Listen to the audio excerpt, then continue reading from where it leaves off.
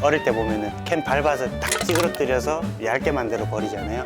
내 척추가 그 상태가 됐다고. 사실 저희 어머님이 지난달에 압박골절이 있으셔가지고 본인도 모르게 이제 뼈로 전이된 암 같은 게 있을 경우에도 이 압박골절이 생기는 경우가 많기 때문에 안녕하세요. 시원한 척추 건강을 전해드리는 척추사이다입니다.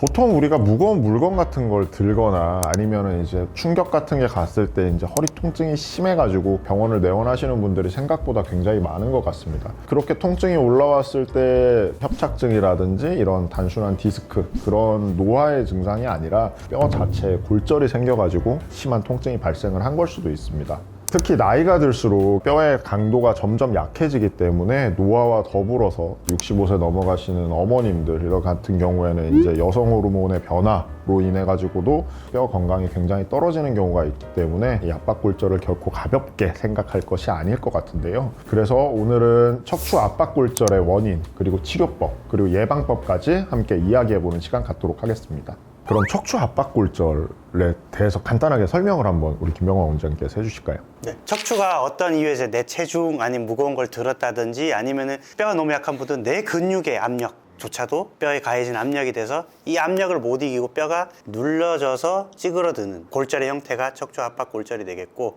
어릴 때 보면은 캔 밟아서 탁 찌그러뜨려서 얇게 만들어 버리잖아요.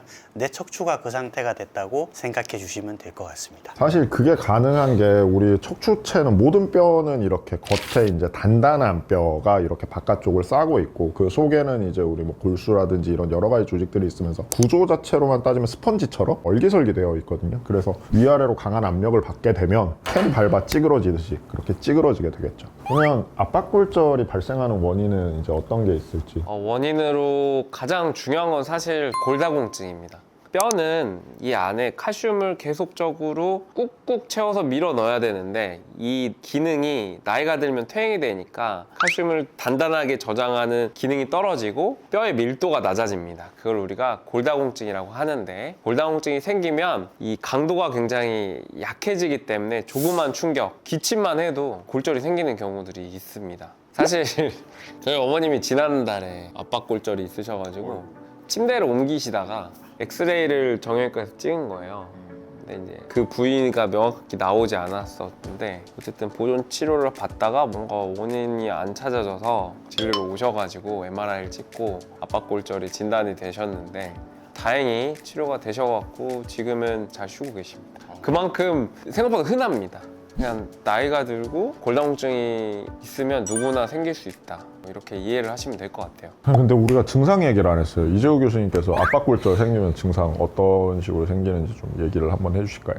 가장 대표적인 건 허리 통증, 압박골절이 생기면 높이가 낮아지니까 가끔 추간공 협착이 같이 생기면서 디스크처럼 이제 방사통 같은 게 생기는 경우도 있기는 하지만 주증상은 아무래도 허리 통증이고, 뭐 특징이 있다면 서 있거나 앉아 있을 때 좀 더 심하고 누워 있으면 좀 덜하고 한 증상이 좀 특징인 것 같습니다. 그거는 급성기 증상이잖아요. 근데 보통은 나 이제 무리해서 근육통 좀 왔나 보다 하면서 조금 오래 버티시는 분들도 생각보다 많거든요. 그래서 방치했을 때 생길 수 있는 위험, 어떤 게 있을까요?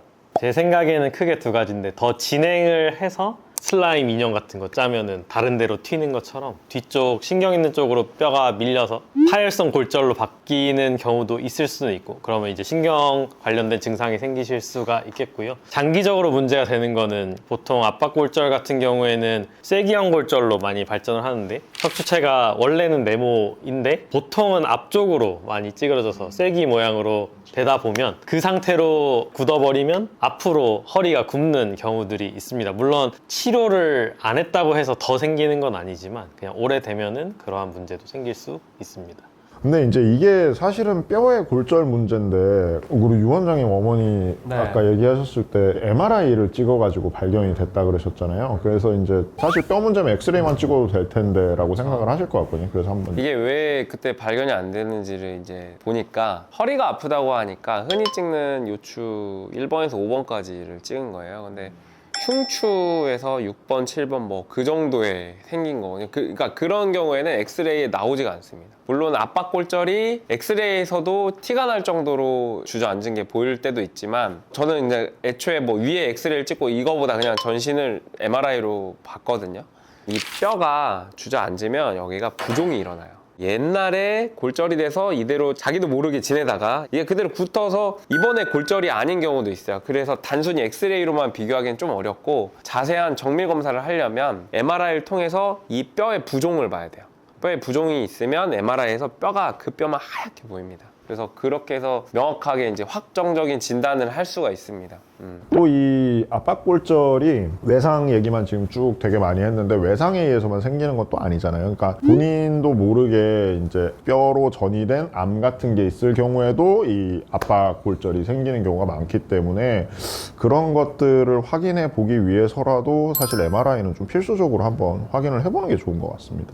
압박골절 오면은 이제 치료를 어떻게 하고 계시는지 우리 김병관 원장님 한번 얘기해 주세요. 일단은 뭐 기본은 어떤 모양으로 부러졌느냐, 어느 정도 부러졌느냐에 따라서 교과서적으로도 정해져 있고 어느 정도는 척추체 성형술을 통해서 척추를 형태를 유지해 주는 경우도 있고 만약 이게 이미 쐐기 모양으로 많이 부러졌을 경우에는 이제 풍선을 넣어서 부풀려서 이렇게 해주는 시술 같은 것도 해볼 수 있고요. 골절률이 심하지 않을 경우에는 대부분 보존적 치료 쪽으로 가는 것 같습니다. 요즘은 또 이제 몇 군데 병원에서 하는 것 같은데 이제 스파인잭이라고 하죠. 그거 이제 집어넣어가지고 우리가 왜 자동차 같은 거 이렇게 들어 올릴 때 자키 이렇게 올리잖아요. 그런 것처럼 이제 그걸 집어넣어가지고 이렇게 척추체를 이렇게 들어 올려서 그 사이에다가 이제 시멘트 약을 넣어줘갖고 척추체 모양을 좀 복원해주는 그런 치료법도 요즘은 개발돼서 하고 있는 것 같더라고요. 그리고 중요한 게 이제 골다공증 치료를 같이 해야 됩니다. 그렇죠. 결국 뼈가 계속 약하면 또 이런 일이 반복되거나 아니면 부러진 곳도 잘 안 붙기 때문에 뼈의 형성을 촉진하거나 뼈가 단단해질 수 있는 주사 치료 등을 반드시 병행을 해서 골다공증 질병을 치료를 같이 병행을 해야 됩니다. 그러면 저희가 실제 경험했던 환자분들 얘기를 한번 해볼까요? 압박골절? 먼저 이재우 교수님부터. 저는 사실 병원 특성상 좀 초기 골절보다는 처치를 하고 난 다음에도 해결이 되지 않았거나 더 이상 부서질 뼈가 없을 정도로 부서져서 오거나 그런 경우들이 있는데 보통 한 3, 4개월 정도 예약하고 기다렸다 오시는 것 같은데 그 사이 계속 나빠져가지고 매우 큰 수술을 해야 합니다. 그래서 그런 경우들이 왕왕 있어서 물론 뭐 필요한 경우들도 있겠으나 굳이 뭐 그렇게까지 기다려서 오실 필요는 없지 않을까요? 보통은 보존 치료 기간이 12주 정도로 돼 있어요. 보존 치료. 근데 12주면 이미 3개월이 이미 지나서 오신 거니까 쉽게 할 수 있는 걸 못 해보시고 더 망가져서 오시는 게. 김병환 원장님은 환자 어떤 경험이 있으신지? 저희는 심플하죠. 그냥 눈길에 미끄러지거나 화분 옮기다가 허리가 너무 아파서 병원에 오시면은 MRI를 찍어서 간단하게 그냥 시멘트 해드렸던 것 같습니다. 제일 많이 하는 게 골시멘트 시술이죠.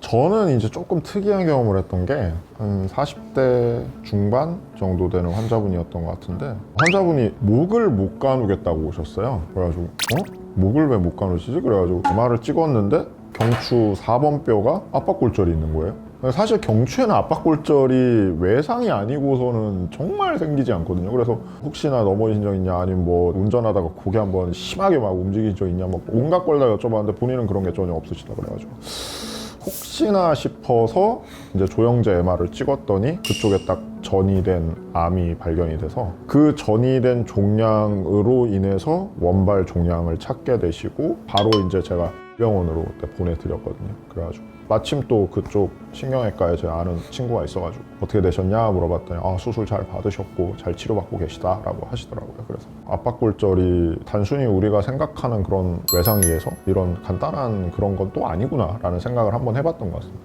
이게 재현되지 않도록 예방이라든지 이런 것도 이제 말씀을 드려야 될 텐데 그런 거는 어떻게 설명하고 계시는지. 일단 노년층에 워낙 골다공증이 많기 때문에 연세가 65세 이상이거나 이전에도 호르몬 관련해서 질환이 있었다거나 아니면 당뇨가 있는 분들은 골다공증이 더 쉽게 노출이 되기 때문에 골다공증 검사를 미리 한 번은 받아보시고 부딪히거나 넘어지거나 사고가 안 나게 좀 주변 환경을 안전하게 만들어 놓는 게 중요한 것 같습니다. 저 같은 경우는 꼭 강조드리는 것 중에 하나가 연세 드신 어르신들 같은 경우에는 이제 요실금이라든지 이런 게 같이 동반되어 있는 경우가 많아서 새벽에 꼭 소변을 보러 일어나시다가 넘어지세요. 그래서 침대 근처에다가 꼭 수면에 방해가 되지 않을 정도의 등 같은 거를 좀 놔두셔라 강조해서 얘기를 드리는 것 같아요. 근데 또 하나 딱 제가 말씀드리고 싶은 게 이제는 평균 연령이 늘어났기 때문에 남성 골다공증도 많아졌으니까요. 남자분들도 꼭 건강검진 하실 때 골밀도 검사 해보시고 피하실 수 있는 것들은 피하실 수 있으셨으면 좋겠습니다. 자, 오늘 우리가 척추 압박골절에 대해 가지고 여러 가지 말씀들을 드렸습니다. 뭐 진단이라든지 아니면 증상, 뭐 치료 이런 여러 가지들을 드렸는데 사실 가장 중요한 건 예방이겠죠. 뼈가 튼튼하게 잘 유지가 되고 있다면 압박골절이 일어나지 않을 거기 때문에 골다공증이 내가 있지 않나 없나는 좀 미리미리 체크를 한번 해보시는 게 도움이 많이 될 것 같습니다. 만약에 이런 통증이 뭔가 예전의 일상적인 통증과는 다른 통증이 발생을 했다라면 문제가 있을 가능성이 높기 때문에 가까운 병원에 내원하셔서 상의를 해보시고 검사도 진행해 보는 것이 도움이 될 것 같습니다. 척추 건강에 대해서 궁금하신 사항이 있으면 댓글 남겨주시면 저희가 꼼꼼히 검토해보고 재밌는 영상으로 또 제작해서 찾아뵙도록 하겠습니다. 감사합니다.